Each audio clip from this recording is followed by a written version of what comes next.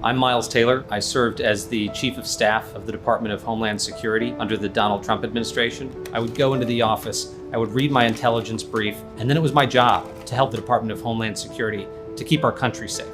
What we saw week in and week out, and for me after 2.5 years in that administration, was terrifying. We would go in to try to talk to him about a pressing national security issue, cyber attack, terrorism threat. He wasn't interested in those things. To him, they weren't priorities. The president wanted to exploit the Department of Homeland Security for his own political purposes and to fuel his own agenda. The California wildfires. On a phone call with the Federal Emergency Management Agency, he told FEMA to cut off the money and to no longer give individual assistance to California.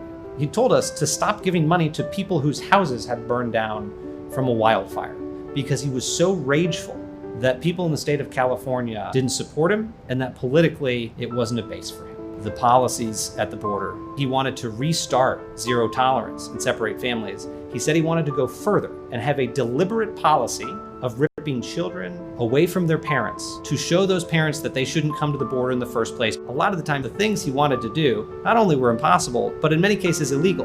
He didn't want us to tell him it was illegal anymore because he knew that there were, and these were his words, he knew that he had magical authorities.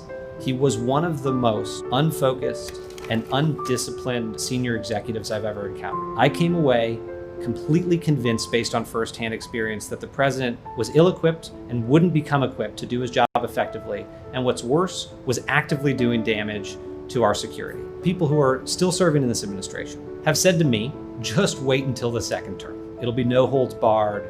It'll be shock and awe. We'll do what we want. Given what I've experienced in the administration, I have to support Joe Biden for president. And even though I'm not a Democrat, even though I disagree on key issues, I'm confident that Joe Biden will protect the country. And I'm confident he won't make the same mistakes as this president.